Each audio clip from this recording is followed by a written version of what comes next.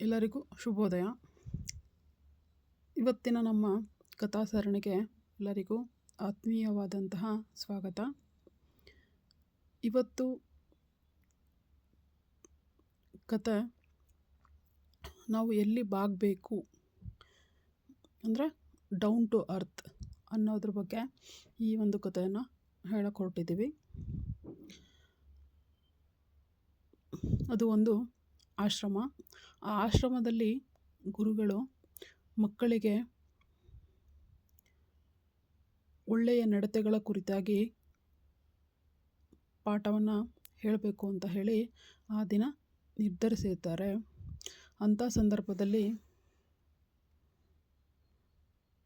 ಮಕ್ಕಳಿಗೆ ಧ್ಯಾನ ಮಾಡಬೇಕು, ಅದ್ರ ಜೊತೆಗೆ ನಾವು ತಿಳಿದಂಥವರ ಮುಂದೆ, ನಮ್ಮ ಹಿರಿಯರ ಮುಂದೆ ನಾವು ತಲೆಯನ್ನು ಬಾಗಬೇಕು.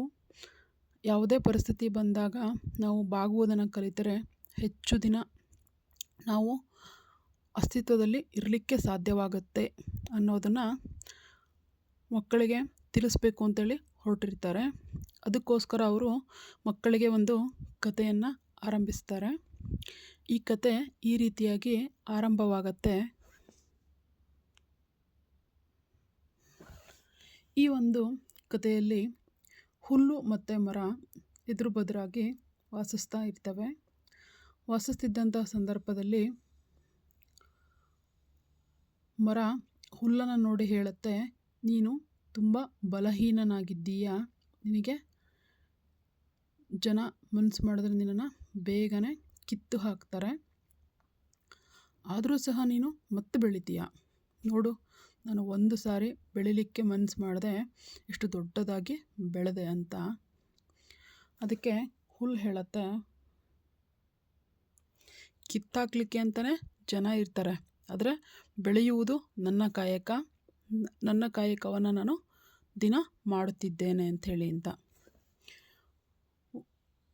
ಒಂದು ಬಾರಿ ಮರಕ್ಕೆ ಅಹಂ ಆರಂಭವಾಗುತ್ತೆ. ಮರ ಹೇಳುತ್ತೆ, ನಾನು ಎಷ್ಟು ಗಟ್ಟಿಯಾಗಿ ಬೆಳೆದಿದ್ದೇನೆ, ಎಷ್ಟು ದೊಡ್ಡದಾಗಿ ಬೆಳೆದಿದ್ದೇನೆ, ಎಂತಹ ಪರಿಸ್ಥಿತಿ ಬಂದರೂ ನನ್ನನ್ನು ಯಾರು ಏನೂ ಮಾಡಲಿಕ್ಕೆ ಆಗುವುದಿಲ್ಲ ಅಂಥೇಳಿ. ಹೀಗೆ ಒಂದು ಬಾರಿ ಜೋರಾದಂತಹ ಬಿರುಗಾಳಿ ಬೀಸಲಿಕ್ಕೆ ಆರಂಭವಾಗುತ್ತೆ. ಆಗ ಗುರುಗಳು ಹೇಳ್ತಾರೆ ಮಕ್ಕಳಿಗೆ, ಮಕ್ಕಳೇ, ಇಲ್ಲಿ ಹುಲ್ಲಿದೆ, ಮರ ಇದೆ, ಜೋರಾಗಿ ಗಾಳಿ ಬೀಸಲಿಕ್ಕೆ ಆರಂಭ ಆಗಿದೆ. ಇಂಥ ಪರಿಸ್ಥಿತಿಯಲ್ಲಿ ಹುಲ್ಲು ತನ್ನ ಅಸ್ತಿತ್ವವನ್ನು ಕಳ್ಕೊಳ್ಳುತ್ತೋ ಅಥವಾ ಮರ ತನ್ನ ಅಸ್ತಿತ್ವವನ್ನು ಕಳ್ಕೊಳ್ಳುತ್ತೋ? ಮಕ್ಕಳು ಒಂದು ಕ್ಷಣ ಯೋಚನೆ ಮಾಡಿ ಹೇಳ್ತಾರೆ, ಇಲ್ಲ ಗುರುಗಳೇ, ಹುಲ್ಲು ಇದ್ದಾಗೆ ಇರುತ್ತೆ, ಮರ ಮಾತ್ರ ಕೆಳಗಡೆ ಬೀಳುತ್ತೆ. ವಿದ್ಯಾರ್ಥಿಗಳ ಉತ್ತರದಂತೆ ಆ ದಿನ ಮರವೂ ಸಹ ತನ್ನ ಬುಡ ಸಹಿತ ಕೆಳಗೆ ಬೀಳತ್ತೆ. ಅಂತಹದ್ದೇ ಪರಿಸ್ಥಿತಿ ಹುಲ್ಲಿನದ್ದು ಸಹ. ಜೋರಾಗಿ ಗಾಳಿ ಬೀಸುತ್ತೆ. ಬೀಸಿದಂತಹ ಸಂದರ್ಭದಲ್ಲಿ ಹುಲ್ಲು ಆ ಕಡೆ ಈ ಕಡೆ, ಆ ಕಡೆ ಈ ಕಡೆ ಬಾಗಲಿಕ್ಕೆ ಆರಂಭವಾಗತ್ತೆ. ಆರಂಭವಾದಂಥ ಸಂದರ್ಭದಲ್ಲಿ ಒಂದಷ್ಟು ಸಮಯದ ನಂತರ ಗಾಳಿ ಬೀಸುವುದನ್ನು ನಿಲ್ಲಿಸತ್ತೆ. ಅಲ್ಲಿ ಗಟ್ಟಿಯಾಗಿ ಅಹಮ್ಮಿಂದ ನಿಂತಹ ಮರ ಬಿದ್ದು ಹೋಗಿರುತ್ತೆ. ನಾನು ಯಾರಿಗೂ ಬಾಗಲ್ಲ ಅಂತ ಹೇಳಿದಂತಹ ಮರ ಬುಡ ಸಹಿತ ಬಿದ್ದು ಹೋಗಿರುತ್ತೆ. ಪರಿಸ್ಥಿತಿಗೆ ಅನುಗುಣವಾಗಿ ಬಾಗಿದಂತಹ ಹುಲ್ಲು ತನ್ನ ಅಸ್ತಿತ್ವವನ್ನು ಉಳ್ಕೊಂಡು ಅಲ್ಲೇ ಇರುತ್ತೆ.